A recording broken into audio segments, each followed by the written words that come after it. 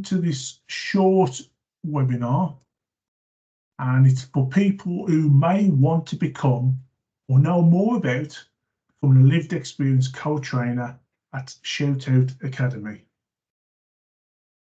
Hello, my name is Sam and I'm a worker for Shoutout Academy. Hello, my name is Vince and I'm a trainer for Shoutout Academy.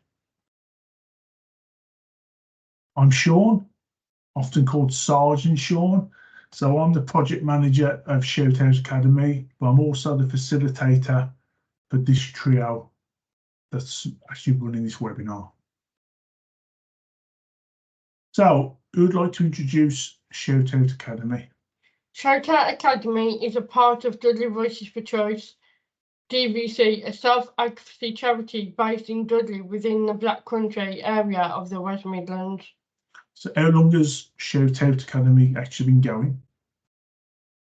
Do either one of you know? It's been 6 months. Yeah, it's been about 6 months, hasn't it? But we've only been running the training for a couple of months, haven't we? So, yeah. So quite new. So new that we haven't even got our own T-shirts yet, have we? We've got the DVC T-shirts. That will change in the future. DVC have a growing reputation for its learning disability and autism training courses, and it was felt that it was the right time to divide its self-advocacy and training courses into 2 areas, especially with the Oliver McGowan Mandatory training on learning disability and autism being launched across the region in 2023 and 2024. Yeah, so DVC have done such a great job at doing training because they've been doing training for years. Their own learning disability and autism training courses.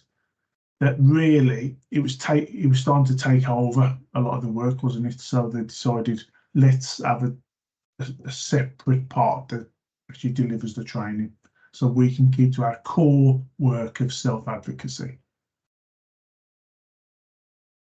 So one of the common questions being asked is, tell me more about the Oliver McGowan training. Who wants to start with that one? The Oliver McGowan Mandatory Training on Learning Disability and Autism is designed to train health and social care staff about learning disabilities and autism. Okay, so that's a starting point, isn't it, really? It's mandatory, as in by law, for the first time, people have got to do some training on learning disability and autism, and this is one version of it. This training was established after the death of Oliver McGowan, an autistic individual with a learning disability in a hospital. The training will help health and social care staff to better understand the needs of people with learning disabilities and autistic people. So, Sam, had you heard about Oliver McGowan before you started doing the training course? No, it was a big eye-opener because if his mum and dad were listened to by the nurses and the professionals, he would have been still alive now. So it is a big eye-opener about, you know, people with lived experience is very, very, very, very important. And about you, Vince, had you heard about it? I think I'd heard something on the news about it, but I didn't know the full story behind it. Okay, so really what we're saying is, don't worry if you don't know the full story about Oliver McGowan. Yeah, we will teach you that story, but it's important that you understand that central to this training will be an understanding around Oliver McGowan and the story behind his tragic death. Let's look at a short video explaining Oliver's tragic story, but remember, there are lots of examples like Oliver across the country. Yeah, and there is, isn't there? Oliver's one story. Thankfully, Oliver's mum and dad, they pushed forward to keep this awareness training actually to be mandatory, but there's lots of other stories, which is tragic. We're going to put a video on now. We'll turn our cameras off because we think it's important that you focus on the video.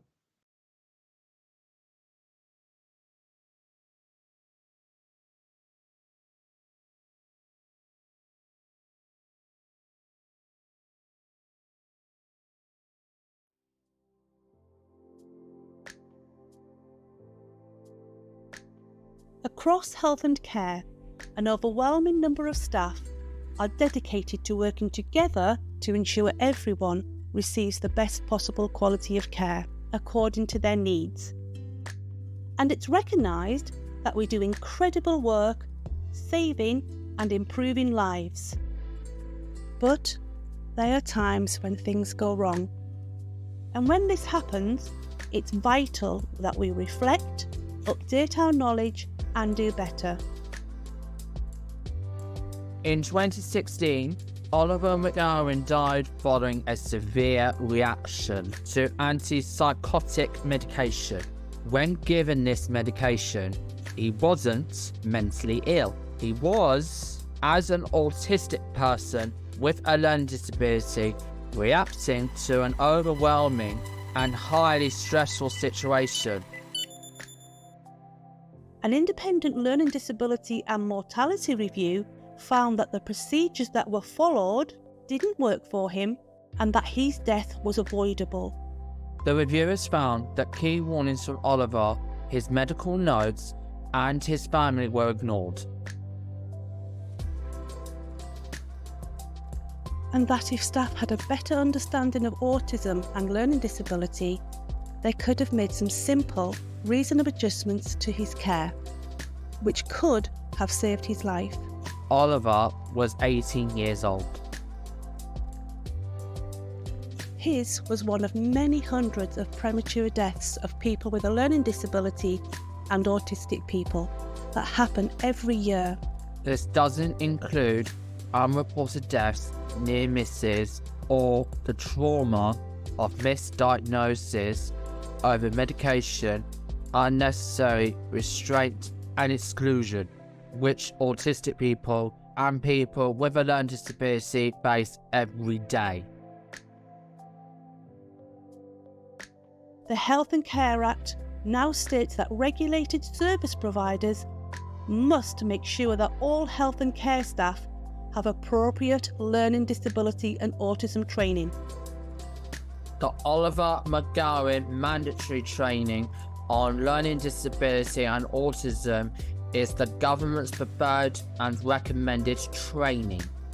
It has been designed to help employers meet their legal duties.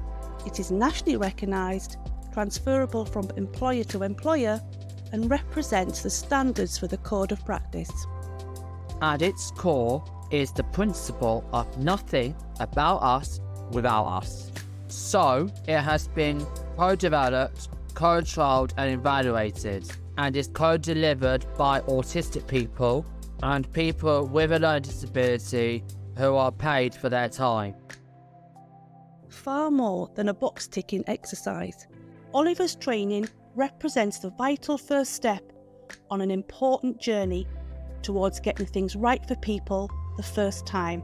And creating a culture where everyone is listened to, respected, and cared for in a way that works for them. While there are tragedies in our past that we can never put right, by moving forward with learning, we can do our best to make sure they're playing no part in our future.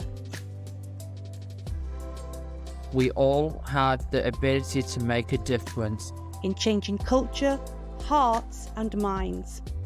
So, whatever your role, we need you to take action now by committing to and completing the Oliver McGowan Mandatory Training on Learning Disability and Autism.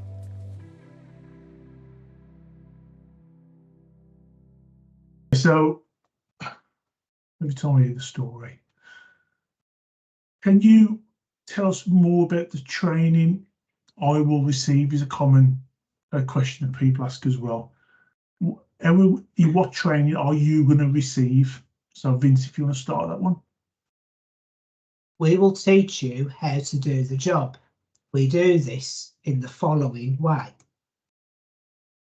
Coach you to complete the e-learning part of Oliver McGowan training and gain your first certificate. Yeah. So we will support you to take part in that e-learning. That means helping you open up the account, maybe helping you to access the e-learning resources and even printing off the certificate. We can get you through that first part, but everybody has to do that part. There's no way around that. We then slowly introduce you to webinar training. First as an observer, then introducing yourself during a live webinar. Then, when you are ready, you will start to practice the delivery of the training with your co-trainer and facilitator. We make changes as a reasonable adjustment to help you deliver the training. Yeah, so it is a slow and gradual process. So we will introduce you. You'll sit in this office when Sam and Vince and myself are doing the training, just so you know what it's actually like. Then what happens then is that the next session, if you feel comfortable, you might introduce yourself to people on the webinar, so you get that bit of confidence of speaking in front of the camera. And then slowly we start to build up your script, the questions you want to answer, in the way and the language you use and the experiences that you've had. We make all the reasonable adjustments that you ask for. So that could be a change of language on the script, change of font size, could be anything that you ask for. We try and embed that as part of the process of getting you ready to deliver the training. What happens next, Sam? When you are all ready, we record you in your group,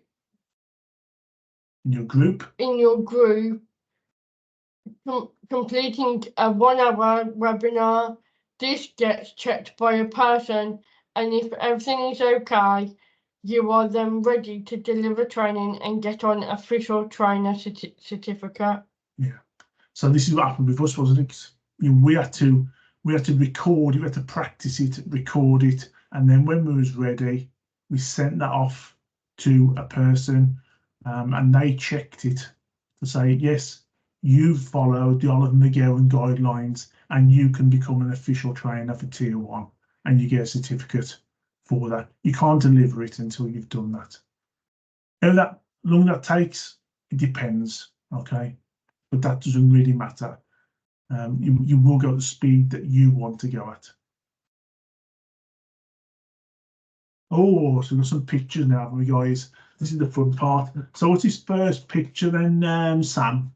So that first picture is when we was down at the library and we was trying to communicate with the people back up here, but then the internet crashed and it was an absolute nightmare. Yeah, because we was setting up webinars, we was using Teams for the first time, trying multiple cameras and multiple microphones, and everything was working fantastic. And then we try it again, it wouldn't work. It was so frustrating. How about you, Vince? Oh, it was frustrating. It really was. It was, wasn't it?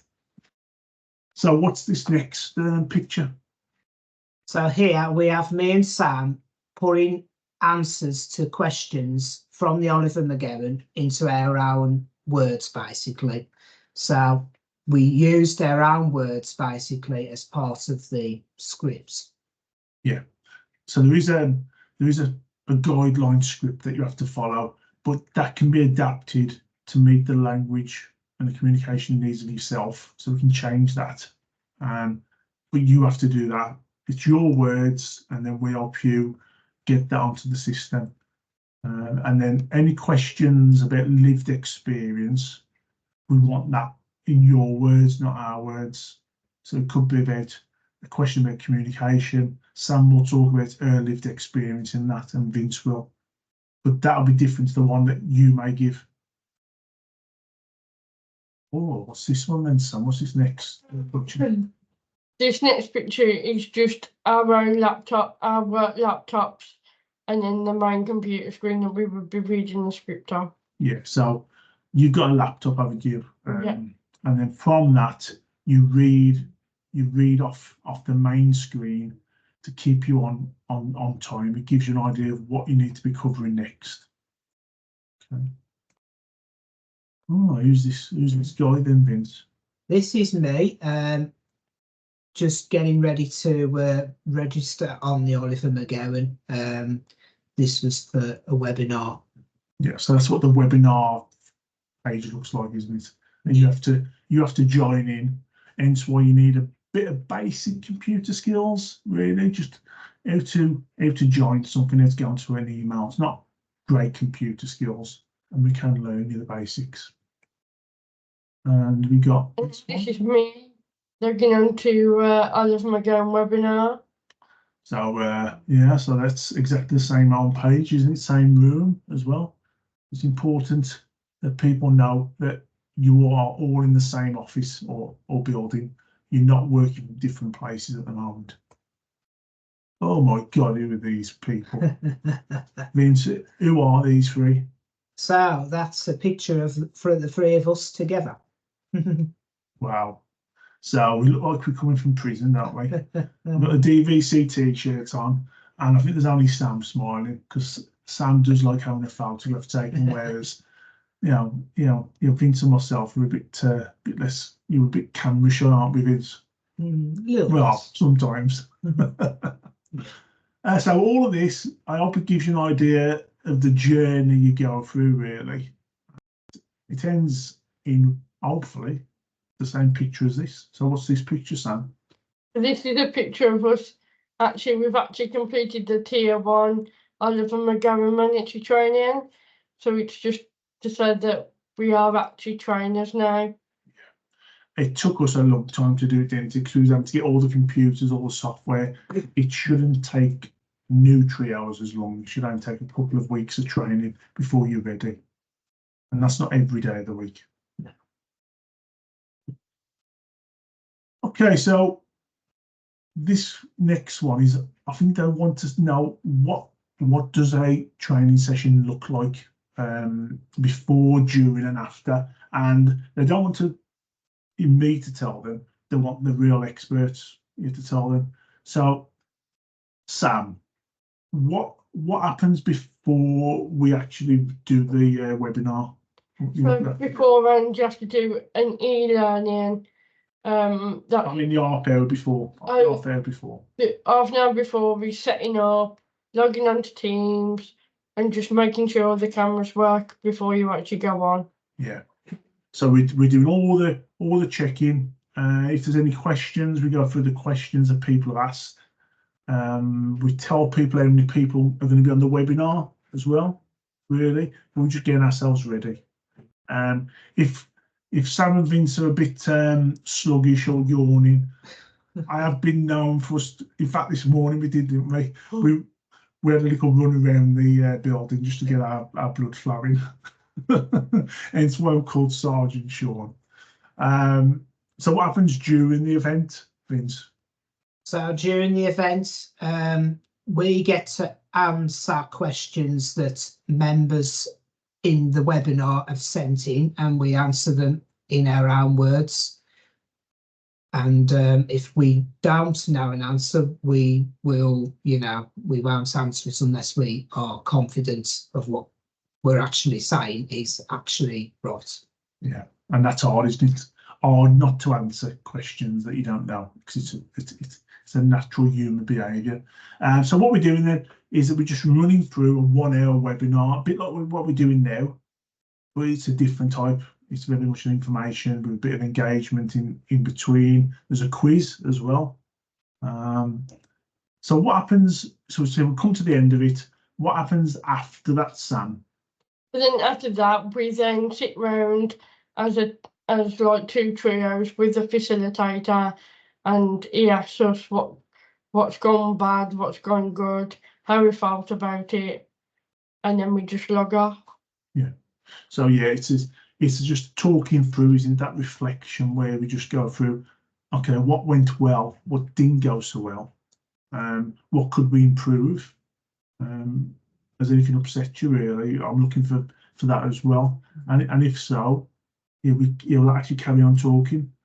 But what I'm also doing is giving Sam and Vince the questions sometimes for the following week, if that's available.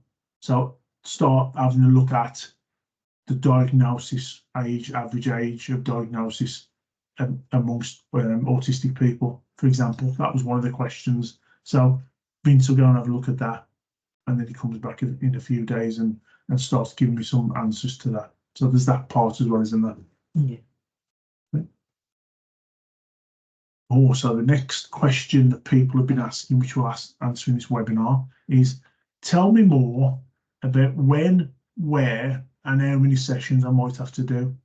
So we'll break that into so for tier 1, we'll start off with Sam, is where and how is it delivered? So online via computer at our offices in Dudley. We are hoping to have other bases across the Black Country in the future. Yeah, so at the moment, Shoutout Academy are based in Dudley, and it is delivered online as a trio. Moving forward, we might be able to have other offices across the Black Country. That's what we're hoping for, to be fair. And we may have one person online in a different part of the Black Country, but at the moment, that's how it's run. How long is the training? And this is the training webinar. Yeah. So, Vince? Each training session lasts on 90 minutes, with 60 minutes delivering the training and 30 minutes to prep, reflect, and comfort break, etc. Okay, so you're looking at an hour and a half. Yeah. 60 minutes being the webinar, that can run over by a few minutes, but basically about 60 minutes, 1 hour. But either side of that, we've got that, like Vince was saying, the prep time and the reflection time, and you do get comfort breaks. You know, Sergeant Sean isn't that harsh. Okay, so that's about an hour and a half. For every hour webinar, a session, you get paid for 1.5 hours. How many sessions would people need to do, and what days of the week? We ask for you to be available at least 2 sessions per month. We will plan sessions together and at least 1 month in advance. You can choose which day. We even do some weekends if you prefer. Yeah. So really, it's down to you. This is really days of the week. You tell us. So some people, like Sam and Vince, have both got days where they can't do, and both got times they wouldn't be able to do. And we take that into account, and we don't offer training sessions on those days. Some people might only want to do a Saturday or Sunday, well, that's fine. We can hopefully fit that in. But the minimum we ask for is 2 sessions per month, and that's yes, you're looking at 3 hours, 3.5 hours per month, really. So that's the minimum. So we're coming to the benefits of the job now. If you look at the job description, that will tell you all about the benefits. But Vince, I think it's important that we talk about the opposite to that. So what's some of the negative or can be negative aspects of the job? The job has many benefits, but can also be stressful and bring back bad memories for some people. We offer pre and post session support via reflection discussions. Yeah. So, for example, Vince talks about this in the webinar when he says some of the stats that we talk about in the webinar about inequalities in health and life expectancy. Sometimes that can cause trauma. Vince says trauma. So we have to talk through those and maybe talk through the reasons why. It's not everybody has these shorter life expectancies. It's an average, and we have to put. It's not nice knowing that, is it? We're talking about negative things about something that might affect you as an individual, and you might be sharing your lived experience story of something, and it may bring back a memory. It could be that as a birthday or a family member's death, and it's bringing back memories of that. So really, don't think that you're going to be just left to it. That there will be some post-session support around that. So if we move on to the benefits of the job, Sam, what's the first benefit? Flexible working hours. Okay, so for you then, that means you can work what days of the week that you want to do. Yeah, so it could be, I don't know, Vince, for example, he prefers not to work a certain day of the week because that clashes with other things that he's doing, and we've fitted that in, haven't we, Vince? Yes, we have. So Vince, the next benefit. Payment details and benefit checks. Yeah, so you do get paid for this work. It's important that you get paid for this work, and we will give you the exact details of that when we go through the application and interview. But it's well paid. It's a well paid role. Okay, you do get paid, but sometimes with payment, it can impact on certain benefits. So before you even start the training, we will check to see if you earn £80 a week, £100 a week, will that impact on your benefits? And it's important that you know that before you start. Most times they don't. What else is there, Sam? Development opportunities. We run other training across the region. So this Oliver McGowan training is just one of many training courses that we offer. So Sam and Vince have been doing other face-to-face training over the last 2 weeks. Yeah. And you're also doing some training for some council staff in the next few weeks as well. But that training, it's learning disability and autism awareness, but it's done in a different way. It's done face-to-face. There's interactive games, isn't there? And it is totally different. It is totally different. So, but you could be doing that as well. Other things that you might be interested in the future. You might say, I'd rather be doing podcasts, your video, YouTube channel chats. We've got other opportunities, and they're going to keep on growing these opportunities. So I don't think it's not the only opportunities for Tier 1. We'll also be doing Tier 2 training, which is a one-day face-to-face training session instead. Vince, what's the next benefit of the job? Impact on people's lives. You could be helping to improve life outcomes. Yeah. So because when it's getting paid for this job, you could become a change in a person's life. What you say to somebody may make a big difference to their practice, which then may lead to someone making a reasonable adjustment or communicating better and picking up the person's in distress. So I know for you, Sam, it's really important that you change people's perceptions and practices, isn't it?